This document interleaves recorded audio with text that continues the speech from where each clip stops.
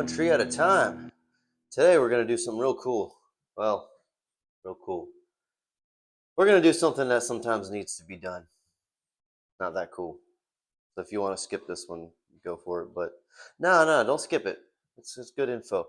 We are refinishing our wood floors today. So if you've been following, if you look back to episode 24, I believe it was, you saw how we made our own wood plank flooring in here, just like we made this ceiling, wood plank ceilings you see behind me.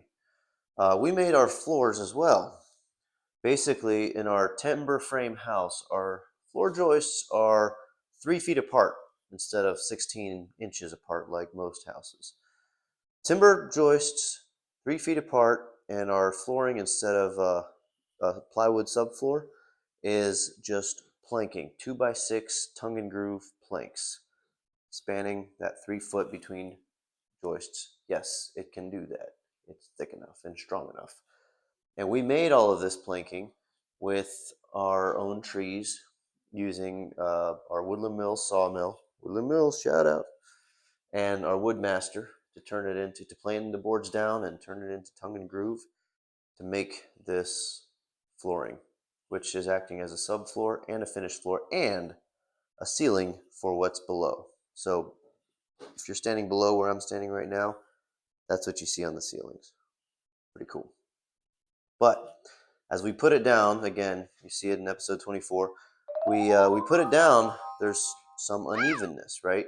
It's not perfectly, flat on top because it's not, pre-finished stuff. It's just roughly made stuff that we made ourselves. And now it's time to refinish it, which, well, not refinish it, to finish it, really, which means we gotta fill any gaps. Yes, there are gaps. And then we gotta sand it all down, get it nice and flat and smooth. Now we're gonna stain it and then seal it. So, step one of all that is probably the least fun.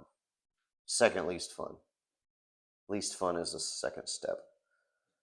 Step one is vacuuming out just cleaning the whole floor, vacuuming everything, vacuuming out all the gaps. That's tedious, but it ain't that tedious.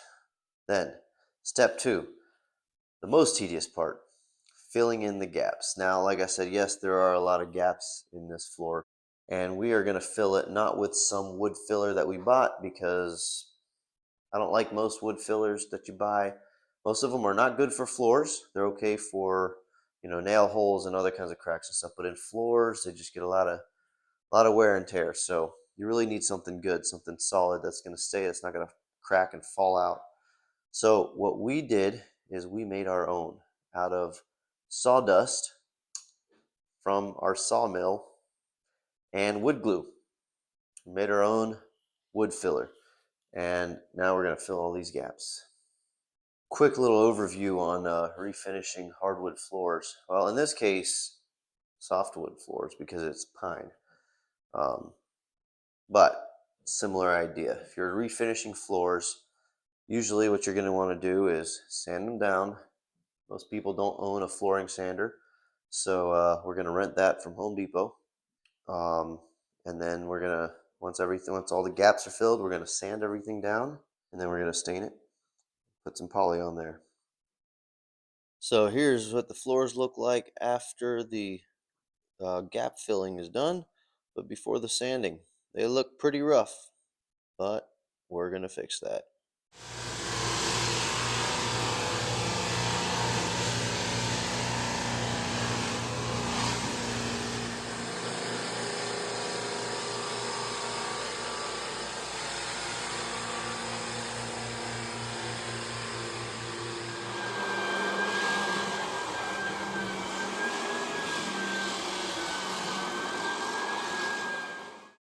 Now, generally speaking, when you're sanding wood, you want to go in the direction of the grain, especially with like a belt sander or a drum sander like this one is.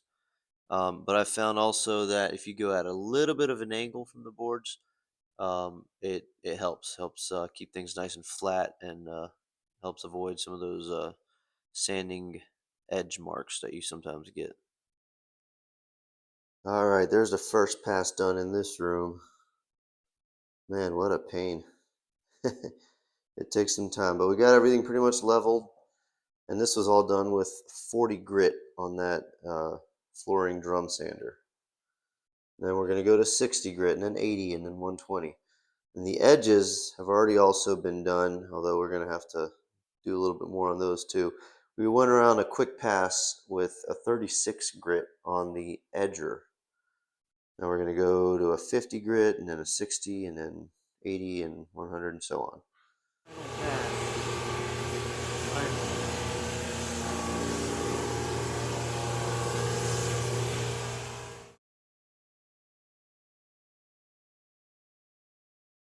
Nothing like some knotty pine floors. Got the right amount of character. Go with this rustic timber frame. All right. End of day 2 of sanding floors. And we are done. It's about 11 p.m. Picked up the flooring sanders about 8 o'clock yesterday morning. Got to return them 8 o'clock tomorrow morning. 48-hour rental, and I'm pretty sure I ran them for almost 48 hours.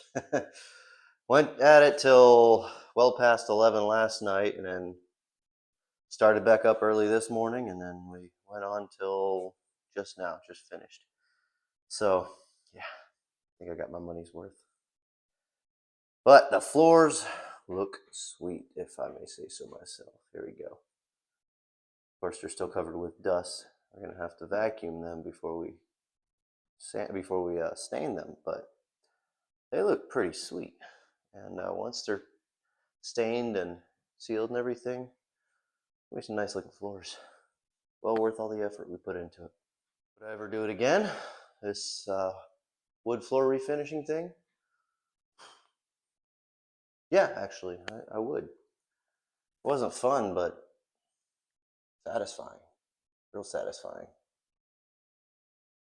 And for next time, I'll know what to expect a little bit better.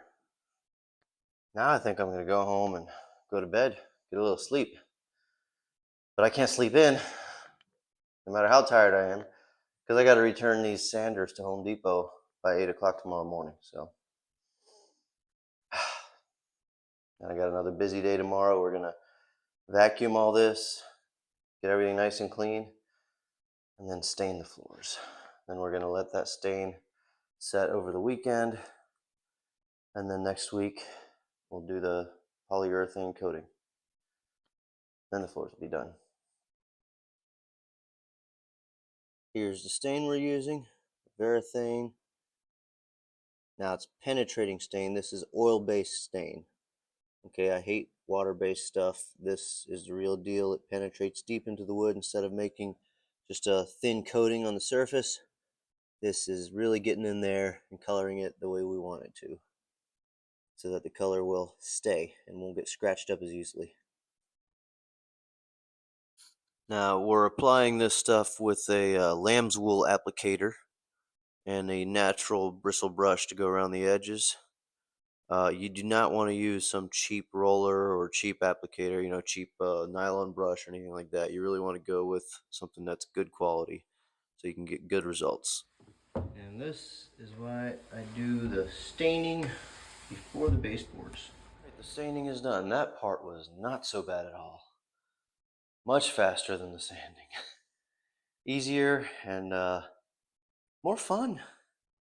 Just infinitely better. All right, next step, the polyurethane. So this polyurethane we're using is by Varathane, which is made by Rust-Oleum, so good brand. You'll notice it's a satin finish. I'm not looking for real glossy. And it's polyurethane made for floors. It's not just any old polyurethane. It's extra durable and, yeah, fast drying, well, sort of. The main thing is this right here, oil-based. That's what you want to use. You can get the water-based, and yeah, sure, it might dry faster and blah, blah, blah, but oil-based is way more durable. It's the only thing I'll use. So, and there we go. Poly is done. think it came out pretty good. It's a little bit glossier than I was wanting, but it's not so bad. Not bad at all. I think it turned out pretty good.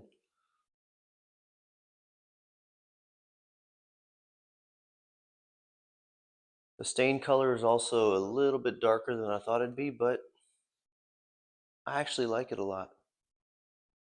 So there we go. All right, now ask me again if I would ever do this job again. Now I don't know. Sanding was one thing, and then the polyurethane. We put down the first coat. We waited overnight, sanded it all lightly with a 220 grit. Then did another coat. Then we went ahead and did it again. So it came out nice. It looks good, and it's I think very durable. Now it's been plenty of time, and it's had plenty of time to set, to harden, cure, dry, I guess is the lay term.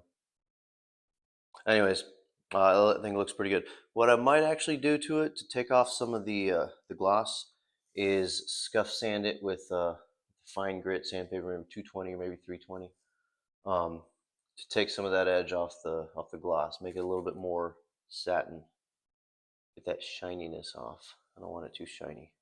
I just want it protected, durable, you know. So there it is. That's it.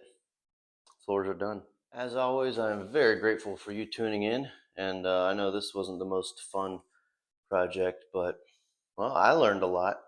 Hopefully you did too, just by watching this. You know, you can learn from some of my mistakes, and if you ever try to take on refinishing a wood floor on your own, good luck. That's all I'm going to say. Good luck.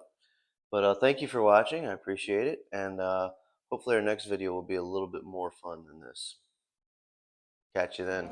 God bless.